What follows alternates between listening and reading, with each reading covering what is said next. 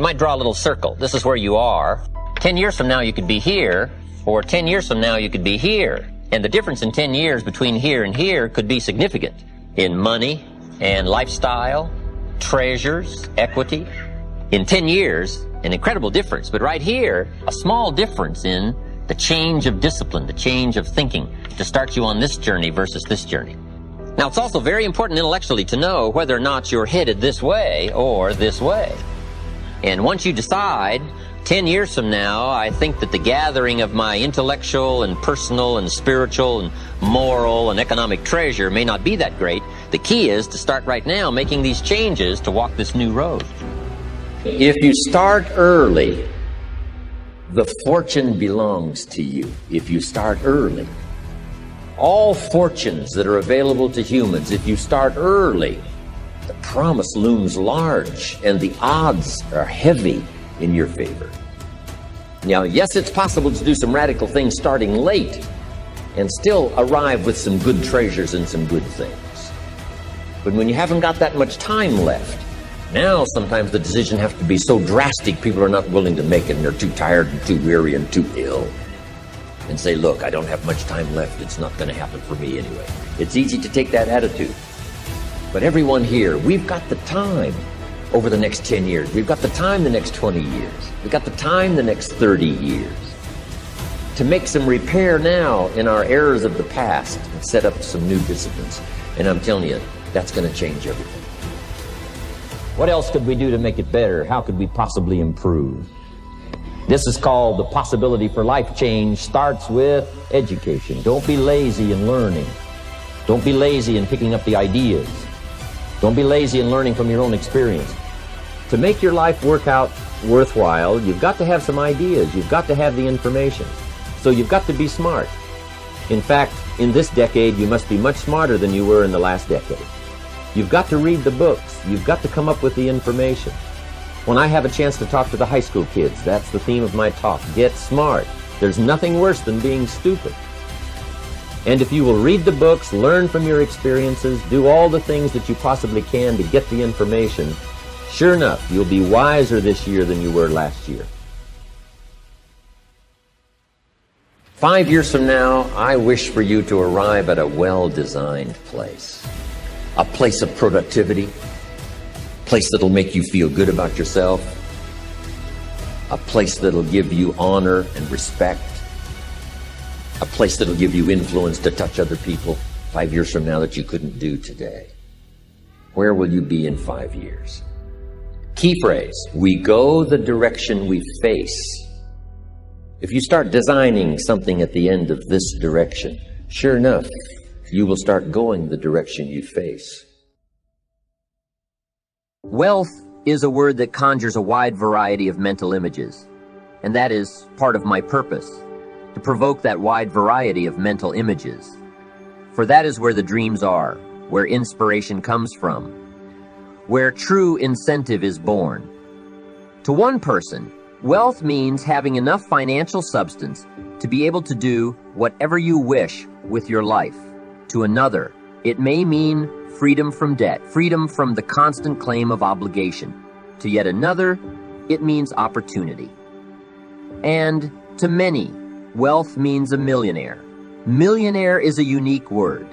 It rings of success, freedom, power, influence, pleasure, possibility, benevolence, and excitement. Not a bad mental image.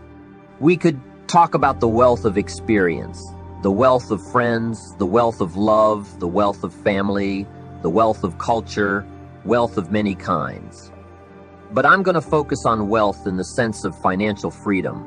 Wealth that comes from tremendous effort and enterprise and gets translated into currency and equity.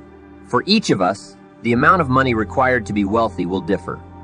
But the dream for all of us, I'm sure, is the same. Freedom from financial pressure, more freedom of choice. Freedom to enjoy our lives, and the opportunity to create and to share our wealth. Above all, wealth represents the possession of great financial resources that improve the quality of your life and give you added dignity and an expanded lifestyle. So, decide for yourself, what wealth means to you. Latch on to your own mental image of wealth and see if the ideas I'm about to tell you about will make sense. I can only hope that they will provide you with the inspiration to put your plan into high gear. Once you do, will you soon enjoy a growing sense of freedom, dignity, self-worth, substance, and lifestyle? Your economic future is not going to be determined by the economy, but rather your own philosophy. I had one woman chastise me severely. She said, "Mr. Ron, you can't promise young people they can become wealthy and financially independent. It's just not in the cards these days. It takes everything a person makes just to keep his or her head above water and the wolf away from the door." I said, "No, that's not true." She said, "It is true. You can't offer hope to all the people who listen to you, telling them they can become financially independent, especially children. They'll be sadly disillusioned. It's not in the cards these days." I said, "Gosh, I wish I could persuade you otherwise." So I decided to use this illustration. I asked her, "Can you think of a couple right now who makes $5,000 a month?" She said, "Yes, if I think really hard, I could come up with a couple who makes $5,000 a month." I said, "What would they tell you it takes just to keep their head above water and the wolf away from the door?" She replied. "They'd say, 'All of it.'" I said, "Now, if it takes all of it, how do you account for this extra $500? Here's what happens. There are errors in judgment when it comes to economic philosophy. Many people think it's the economy, but it's the philosophy. And if the second couple saved their extra $500 and lived like the first couple on $5,000, that $500 a month, invested over the next 15 years, would make them financially independent. The difference is not your paycheck. The difference is your philosophy.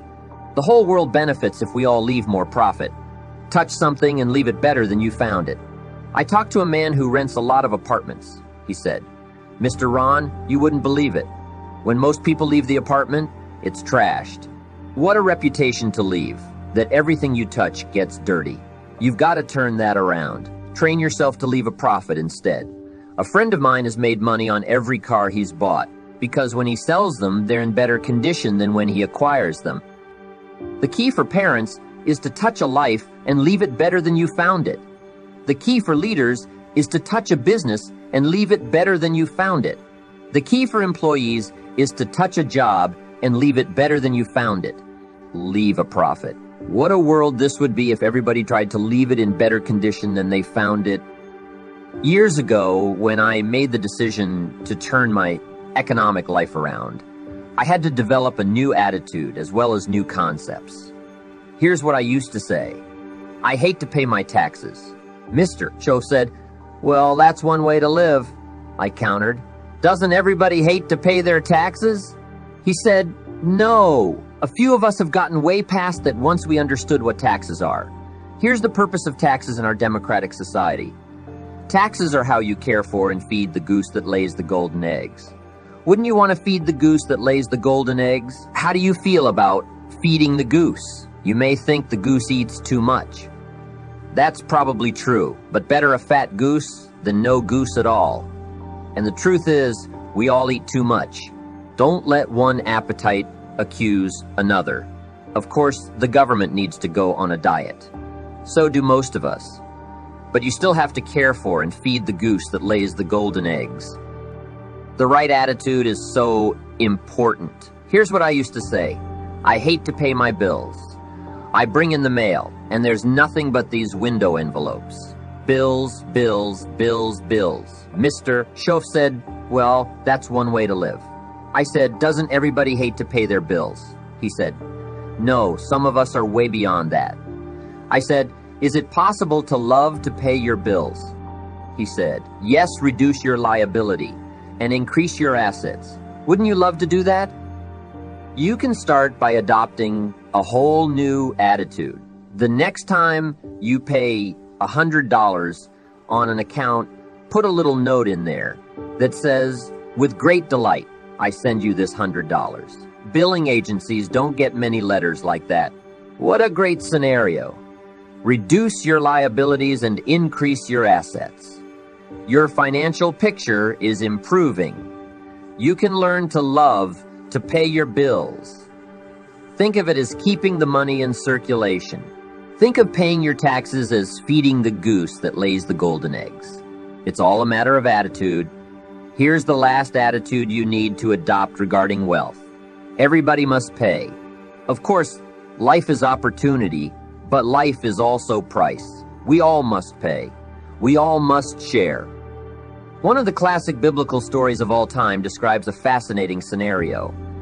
Here's my interpretation of that story.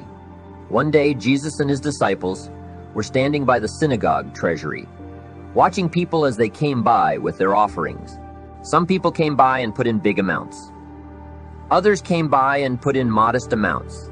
Then a little lady comes by and puts 2 pennies in the treasury. Jesus said to his disciples, "Look at that." His disciples responded, 2 pennies. What's the big deal? Jesus said, "No, you don't understand. She gave more than everybody else."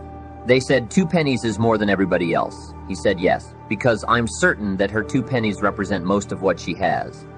And if you give most of what you have, then you've given the most." What a lesson to learn. It's not the amount, it's what it represents that counts. There's a wisdom conveyed by what does not happen in this story also. Jesus did not reach into the treasury for this little lady's 2 pennies. He did not run after her and say, "Excuse me. My disciples and I decided that you're so pitiful and poor that we're giving you back your 2 pennies. I'm telling you, that did not happen. If that had occurred, it would have been highly insulting." She would have rightfully said, "I know my 2 pennies aren't much, but they represent most of what I have. And you insult me by not letting me contribute what I want to contribute, even if it's only 2 pennies." She knew, just as Jesus knew, that everybody has to pay, even if it's only pennies. And whether you start with pennies or dollars or nothing at all, remember the 3 attitudes of wealth. Once you begin thinking this way, you're free to create a splendid economic philosophy that will get you up early and keep you up late. It will get you thinking about ways to use your resources to realize your dreams for the future. That's what the road to financial independence is all about. At some point in life, everybody has to wrestle with their own financial ambition, whether we call it financial independence or becoming wealthy. I know some people are a little uncomfortable with those kinds of phrases, and I can understand that. We've all heard the saying, "Money is the root of all evil." Well, I believe that the love of money is certainly evil, but money itself is not evil. There is an evil way to acquire money: greed. And there is a difference between greed and ambition. Contrary to the movie Wall Street, greed is not good. Greed is associated with getting something for nothing. Greed means hoping for more than your share. Greed leads to getting something at the expense of others. We call that evil. Greed is not good. Here's what is good: ambition. Legitimate ambition. Legitimate ambition says, "I only want something at the service of others, not at the expense of others, but at the service of others." Jesus gave us the greatest scenario for success when he explained that if you wish to be the greatest, you must find a way to serve the most. To many, service is the path that leads to greatness. Of course, many people forget this aspect of service in their quest for greatness. To be the greatest is a worthy ambition, only if it's pursued with the goal of serving many. Serving many leads to great wealth. Serving many leads to great recognition. Serving many leads to great satisfaction. Zig Ziglar probably said it as well as anybody. If you help enough people get what they want, you can have everything you want. That's not greed. It's legitimate ambition at the service of others. But even in this context, some people feel ambivalent about their ambition toward wealth. They are a little disturbed by the self-serving nature of seeking their fortune. So I try to refer to this endeavor as a quest for financial independence. Here's my definition of financial independence. It's the ability to live solely from the income of your own personal resources. It's a worthy and legitimate ambition to render good service, to develop good skills in the marketplace, to become so valuable that you can live independently off of the income of your own personal resources. You're not placing the burden on others to support you. And you have the ability and desire to support others because you know you could never have made it alone. That's why I think financial independence is such a worthy ambition.